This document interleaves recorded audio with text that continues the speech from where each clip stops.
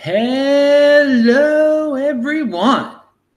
This is Adam Meister, the Bitcoin Meister, the Disrupt Meister. Welcome to the One Bitcoin Show. Today is February the 11th, 2018. Strong hand conviction, long-term thinking, 2020 having people. I'm in freaking Darwin, Australia now. That's where the show is coming from today. Hey man, I do a new show here every day. Check out the archives below. I got off a plane a few hours ago. I slept some, but I had to do my show. 14.5 hour time difference here than Baltimore. Notice that 0.5. It's really strange. All right, so yeah, check out the notes section below. Trezor, get your Trezor, Crypto Show Your Wallet, get your cryptography t-shirts, and just watch the archives, people. Have a strong hand. All right, so here is a non-long-term tweet, non-long-term thinking tweet that I thought was funny. It's actually originated on May the 17th, 2011. I wish I had kept my 1,700 Bitcoin at 6 cents instead of selling them at 8 cents, at 30 cents. They are now worth $8. Oh, man. Put that in perspective. A lot can change. But if he had valued his wealth in Bitcoin, he'd still have 1,700 Bitcoin. I think he'd be happy. So again, ignore those fiat numbers, what they are now, what they appear to be now. Try to get more and more Bitcoin. This person's worrying about 6 cents, 30 cents, $8. He should have just kept that 1,700 Bitcoin. That's the bottom line. That's the big number in that tweet that sticks out to me. But 1,700 Bitcoin back then is still 1,700 Bitcoin now. And if he would have held on to it, he would have gotten the Bcash, the Bgold, and whatever crypto dividends are on the way. Bprivate. We'll talk about that in a second. Pound that like button, people, if you're watching live, or if you're watching on tape delay or whatever you want to call it. No real reason to watch it live. Some people like to watch it live. All right. So what do we have? And if you are watching it live, though, you can ask questions. That's a reason if you do the super chat. Otherwise, I can't see you. Okay. Here's a tweet. Have you seen Abra's new digital currency portfolio manager and exchange service? Bitcoin, Ethereum, plus 50 fiat currencies. All right, I haven't seen it, no. But this tweet implies that Abra has a nice service on your phone. And I'm not into these phone apps type of thing. So I don't know if it's old or if they just updated it, if it's better than it was before and they're just excited now. I bring this up because, well, first of all, the more options out there, the better. So if this is a completely new option or an improved option, then great, for just, buying and everything. But when we start to talk about, you buy from your phone, you send from your phone, that means you're storing, you're keeping some information on your phone too, your private key. I don't like that. I don't even own a phone, as many of you know. So when people ask me about, oh, what phone app should I use? What wallet should I put on my phone? I am just hesitant to say anything because, first of all, I don't use that and I don't trust it. I don't trust Bitcoin and cryptocurrencies and phones. I just don't. I know a lot of you are into that kind of thing. It's something I don't recommend, and I'm just bringing it up right now. Again, I keep mine on hardware wallets. That's what I do. I mean, I don't need that. If I need it, I'll go into my hardware wallet and I'll get it, okay? And then some people say, well, I'll keep if I ever need to spend it, I'll keep a super small amount on my phone. Okay, super small amount is good, but it starts from there. It starts as a super small amount, and before you know it, you've got 3 Bitcoin on there, and that's not too cool. Or maybe you had 3 Bitcoin on there when it was a super small amount, and now it's not. People don't think of that as a super small amount anymore. So be careful with phone storage. Be careful with phone apps. Be careful downloading trick apps. I mean, again, for me, it's so simple just to use the Trezor. It's so It's safe, it's simple, it gets rid of the worry. And again, I'm a strong hand holder. I never needed to trade it in for dollars or whatever that people are interested in doing, and I don't spend my Bitcoin on things. Okay. What else do we have here? Yeah, check out the archives. I said that before. Okay, Boris at the I talked about this guy Boris from Game Kings in the Netherlands. He interviewed me when I was in Taipei, and now the video is up there, and it is a beautiful video. I linked to it below. Again, I love the combination of gamers and cryptocurrency. I think it's going to go well together. He's on to something there. I know some of you guys play video games. I do not play video games at all. I did when I was younger, but it's just not something that interests me. I just, you know, there's only so much time during the day. It seems like a lot of guys put way too much time into it, but if that's your thing, that's your thing. But his video is awesome. I'm glad he's introducing me to gamer people, and I'm glad I can tell regular Bitcoin people to check out his video. It's edited. I know some of you guys, don't pay attention to a word I say and just like to look at my hair. So you will love that video because I look marvelous. That's how I look in real life, actually. He's got a great camera. He edits it real nice. So if you like to admire the way I look and not pay attention to a word I say, then that's for you 80%ers. But again, you'll learn if you actually pay attention like you should. You should have listening comprehension. I know many of you cannot grasp that. You'll learn a lot from the video also. So it's a good looking video and it's a smart video also. Thank you very much, Boris. All right. What else do we have here? Oh, more about 80%ers here. 80%ers in terms of, well, keep that in mind, the term 80%. Vitalik is not an 80%er, obviously. He's a smart guy. He's got a tweet out there that says, excellent. I'm talking about Vitalik Buterin, the founder of Ethereum and maybe the dictator of Ethereum. I don't know. You can call him a lot of different things. Excellent. I think doing rescue forks in exceptional circumstances can be a great choice for nascent early stage blockchains. Okay. Now that tweet sounds a lot like centralization. Who would determine when a rescue fork is necessary? Is it just one person saying, okay, we're doing this now. That's it. We're doing it. It's not done by consensus. It's just, we're doing it. I'm saying I took a poll. Because we go back to the whole DAO situation that many of you don't remember. And that was like a command. That was like, we're doing this. And then Ethereum Classic survived. That's really the original Ethereum. So some people are like, well, Adam, wait a second. The market has spoken. The people have spoken. Ethereum has done then. And Ethereum Classic hasn't done as well since then. Now, the market, we all know, is made up of a bunch of 80%ers that don't know the first thing about centralization or what cryptocurrencies are supposed to be about. And again, maybe it is okay for Ethereum.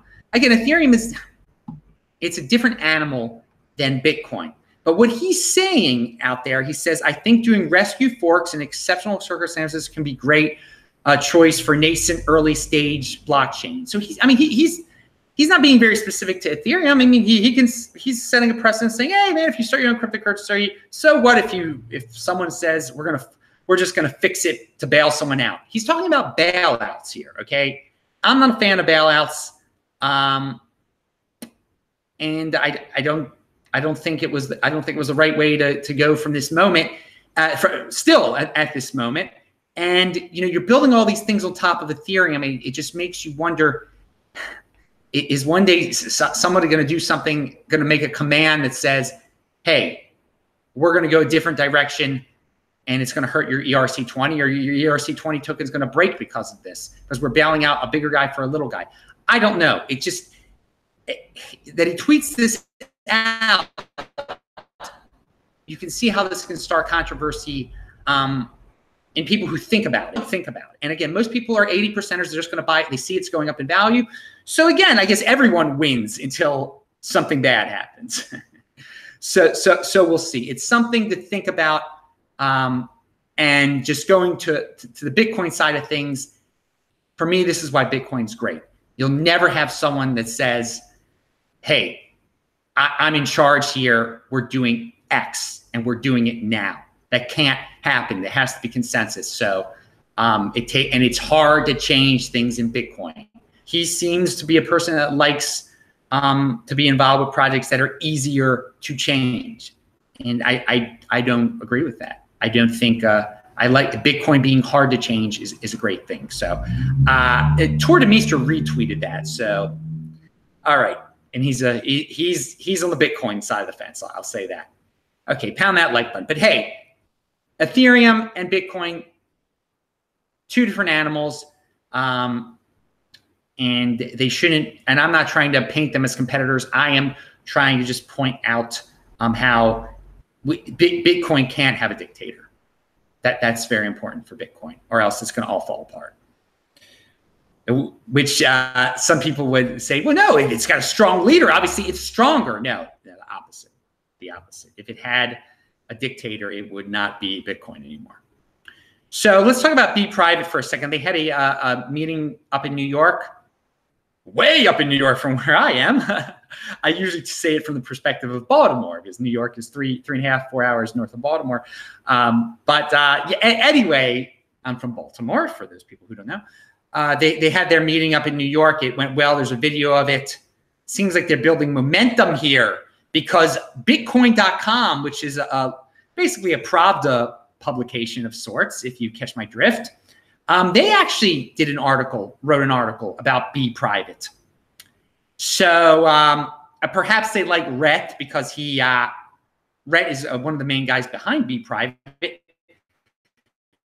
And in the Bcash Bitcoin argument, the block size argument, Rhett was thought of more of a on what the people at the Bitcoin.com Pravda would like. But anyway, the fact that there are a lot of people commented on the article. What I care about is that people are finding out about this, that they're building it up now. They're building up the marketing. We ought to spread the word about Bprivate, because we're all going to get this for free since we're Bitcoin holders. We want it to do well. It's an anonymous version of Bitcoin that's like Zcash. It's also forking off of Z Classic. So if you have Z Classic, you're going to get this. If you have Bitcoin, you're going to get it. I've explained it numerous times in past videos. We'll go over it some more as it gets closer. I have said it before. I said it again. Come on, Bittrex, make this easy. Come on, Trezor, make this thing easy for all of us, for Z Classic people and for Bitcoin people. I'll make more videos. Now, speaking about marketing, I thought of a funny marketing idea. I think I was on the plane when I thought about this. We've got Bgold out there. And then I was thinking how, this Indian exchange, ZebPay, is slowly adding cryptocurrencies. They have, Ripple. Unfortunately, they have Ripple, which many don't consider to be a cryptocurrency. And they have, I think, Bitcoin, Litecoin. I forgot what else they have. I don't know. I'm not in India. But if they added Bgold, it's totally, Bgold should get in touch with them and say, add us. Because people in India love gold. They will just love it. It'll cause a Bgold pump. It will. So if you're a Bgold person, go out there. Go to the ZebPay exchange. Pitch them. Say, hey, your people are just gonna want to explore this because it's got the name gold in it, and it's got the name Bitcoin in it. But Adam calls it Bgold. Because again, people are like, why do you call it Bcash? I call all the crypto dividends B something, because there's only one Bitcoin. That's the name of the show, the One Bitcoin Show. All right, there was an event called the Satoshi Roundtable. I'm sure you heard about it. This dude, Bruce Fenton, who I don't agree with all the time, puts it on. I don't want to put this up on a pedestal or anything, this event, but people are curious about it. He invites people a diverse group of people who he thinks are important in the cryptocurrency world. And a lady named Caitlin Long, who's actually from Wyoming, she made a nice summary, a 10-point summary that's easy to read. A lot of these summaries are longer. I haven't gotten a chance to read Lop's yet. I linked to his below also. I mean, some of these are just too long. I don't have time, and I'm not that interested in the event, but I know some of you are, so I recommend reading Caitlin's 10 points. Her 9th point is obviously biased. It's about Wyoming. She's from Wyoming. She's trying to promote Wyoming. I'm very curious about Wyoming, though. I'm not taking away from her point. I don't know if it was one of the top 10 most important things at the event, but again, I wasn't at the event, but I am curious about this aspect of it. But I wanted to point out she is from Wyoming. I might visit Wyoming when I'm in speaking in Boulder on the 25th of April. And I've been in touch with someone from Wyoming, actually, and we're in the early stages of talking about some things. So yeah, pound that like button if you want me to visit Wyoming, but check out her summary and lot summary also that I have not even read yet. So I hope it's nice. We've got Michael Krieger, who's been on the show before, the great of Liberty Blitzkrieg. He has a summary of the Senate hearings. Again, I don't care that much about the Senate hearings. They can't stop it. It's going to be, you're either going to say it's FUD, or you're either going to say it's FOMO. You're going to say they're promoting it too much. They're hyping it. You know, they can't make a difference. It's out of their hands at this point. So yeah, it was positive. He has a nice summary out there.